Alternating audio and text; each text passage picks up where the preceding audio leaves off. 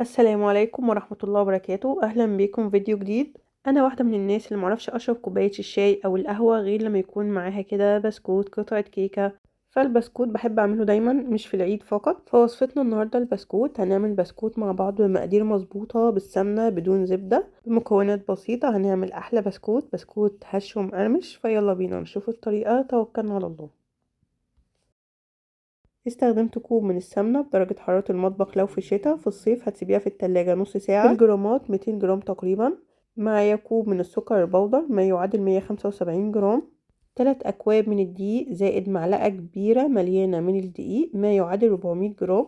4 معالق كبيرة من الحليب أو ربع كوب إلا معلقة كبيرة ما يعادل 45 جرام. ممكن تستبدلي الحليب بعصير برتقال لو بتحبيه بطعم البرتقال. 3 معالق كبيرة من النشا ما يعادل 40 جرام. 2 بيضة بدرجة حرارة المطبخ. فانيليا. نص معلقة صغيرة بيكنج باودر ما يعادل 2 جرام. رشة بسيطة من الملح. معلقة كبيرة من اللبن البودر اختياري، ممكن تستغني عنه. لو هتعملي البسكوت بالأكواب يبقى هو كوب واحد تعايري بيه كل المكونات عشان البسكوت يطلع معاكي مظبوط. وبالجرامات بالميزان طبعا، فشوفي الطريقة المتاحة ليكي واستخدميها. في بولة هنزل بالسمنة. زي ما قلت لكم، السمنه يفضل في الشتاء بتكون بدرجه حراره المطبخ. في الشتاء بتلاقي السمنه اصلا متماسكه ومتجمده وهي بره. لكن لو في الصيف يفضل ان انت تسيبيها في التلاجة نص ساعه. كتير بيشتكي ان اثناء تشكيل البسكوت بيلاحظوا ان السمنه بتفصل وبتسيب بقيه المكونات وبتكون ظاهره، وده بسبب ان هما استخدموا سمنه سايحه ما كانتش متماسكه. هنزل على السمنه بالسكر البودر. يفضل نخل السكر البودر. اي مواد جافه في البسكوت يفضل نخلها علشان ما يبقاش فيه اي تكتلات. بالمعلقة هتقلبي السمنة مع السكر كويس، علشان لو اشتغلنا بالمضرب الكهربائي على طول هتلاقي السكر بيطير حواليكي. استخدمت مضرب كهربائي، تقدري تستخدمي مضرب يدوي المتاح عندك. المهم انك توصلي لخليط كريمي، واللون هتلاحظي انه بقى افتح معاكي بالشكل ده. علشان تحصلي على قوام كريمي بالشكل ده لازم السمنة تكون متماسكة زي ما قلت لكم.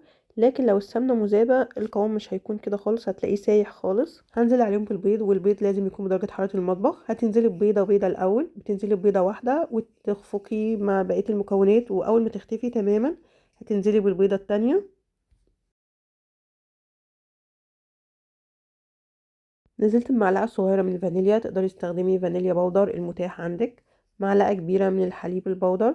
رشة بسيطة من الملح. هتنزلي بأربع معالق كبيرة من الحليب، والحليب عادي بيكون بدرجة حرارة المطبخ. كده الخليط بقى جاهز معانا. هننزل بالدقيق. ما تنزليش بالدقيق كله مرة واحدة. انا هنزل ب3 كوبايات الاول وهسيب المعلقة الاضافية في الاخر، هشوف هحتاجها ولا لأ. وهنزل مع الدقيق بنص معلقة صغيرة من بيكنج باودر. وننخل الدقيق كويس جدا علشان البسكوت يطلع معانا هش وما يبقاش فيه اي تكتلات. انزل بالنشا. اضافه النشا للدقيق تعتبر محسن للدقيق وبتساعد ان البسكوت يكون مقرمش معاكي. ممكن تستبدلي النشا بكاسترد فانيليا، بيدي طعم وريحه حلوه قوي، بس للاسف ما كانش متاح عندي. ولو مش متوفر عندك ولا نشا ولا كاسترد هتستبدليهم ب2 معلقه كبيره من الدقيق. زي ما قلت لكم مش هنزل بمعلقه الدقيق دي دلوقتي. هتلمي العجينه بمعلقه او الاسباتولا الاول، وبعد كده هتعجني بايدك. يفضل ان انتي تلمي العجينه او تعجنيها بايدك علشان تحسي بملمس العجينه. عجينه البسكوت ما بتحتاجش عجن كتير، مجرد ان الدقيق يختفي معاكي تماما. قوام عجينه البسكوت المفروض يكون لين وما بيلزقش في الايد. لو لقيتيه بيلزق بالشكل ده هتنزلي بمعلقه الدقيق. انا استخدمت 400 جرام بالظبط من الدقيق. ممكن تستخدمي اكتر او اقل حسب نوع الدقيق اللي انت بتستخدميه. طب لو حسيت ان القوام تقل معاكي، حسيت ان انت زودتي كميه الدقيق من غير ما تقصدي، ممكن تزودي معلقه من الحليب وهتلاقي القوام بقى مظبوط معاكم. شايفين؟ اختبروا العجينه بالشكل ده. لو عملتي بايديكي وضغطتي هتلاقيها بتطلع معاكي بسهوله. او بتغسلي ايديكي وبتنشفيها كويس جدا، وبعد كده تمسكي العجينه هتلاقيها معاكي لينه جدا بالشكل ده، وفي نفس الوقت مش بتلزق في ايدك. استخدمت التاب المقاس ده 1D. واستخدم كيس حلواني بشتري عادي من عند مستلزمات الحلويات او من عند المحلات اللي بنشتري منه ادوات المطبخ. بس يفضل ان يكون الكيس نوع متين شوية، لان في اكياس بتكون ضعيفة بتبقى الغرض بس للكريم شانتيه، لكن ممكن تتقطع معاكي لو استخدمتيها مع تشكيل البسكوت.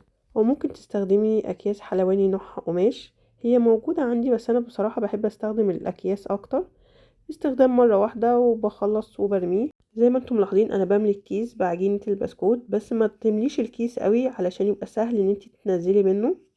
تضغطي عليه بالشكل ده وبتطلعي منه اي هواء زيادة علشان البسكوت ما يبقاش فيه اي فراغات. هتغطي عجينة البسكوت اللي في البولة دي كويس جدا علشان ما تنشفش منك. الصينية اللي انت هتستخدميها ما تدهنهاش اي مادة دهنية، البسكوت مش محتاج ان انت تدهني اي حاجة. انا استخدمت صواني ألمونيوم، بتبقى حلوة جدا في التسوية، بتطلع تسوية البسكوت مظبوطة جدا. بتشكلي البسكوت بالشكل ده وبتسيبي مسافة بين كل بسكوتة وبسكوتة، لان البسكوت لسه حجمه هيكبر معاكي. والبسكوتة اللي متعجبكيش وتحسي ان هي مشققة معاكي او فيها فراغات، بترجعي تشكليها تاني، مفيش مشكلة. وبالسكينة بتساوي اطراف البسكوت بالشكل ده. بالنسبة للتسوية في فرن ساخن مسبقا على درجة حرارة 175، بتدخليها في الرف الأوسط، بتكوني مشغلة فرن وشواية مع بعض. لكن لو عندك الفرن بيشتغل لوحده والشواية لوحدها مفيش مشكلة، بتشغلي الفرن الأول وآخر دقيقة بتفتحي عليها الشواية. هياخد معاكي تقريبا من 10 دقايق ل15 دقيقة حسب حجم وسمك البسكوت. وأول ما بتخرجيه من الفرن بتسيبيه لحد ما يبرد تماما قبل ما بتحركيه من مكانه. لو حركتيه وهو لسه سخن ممكن يتكسر معاكي. البسكوت طالع مظبوط جدا والتسوية مظبوطة، وعاملينه في فرن البوتاجاز عادي، ما اخدش معانا وقت اثناء التسوية. عايزاكم تلاحظوا قد ايه البسكوت هش من جوه وفي نفس الوقت مقرمش. اكتر بسكوت مفضل بالنسبة لي، سهل وسريع. عايزاكم تسمعوا صوت القرمشة. يلا جربوه. اذا عجبتكم الوصفة ما تنسوش تعملوا لايك وتشتركوا في القناة لو لسه ما اشتركتوش. اسيبكم في رعاية الله وحفظه، والسلام عليكم ورحمة الله وبركاته.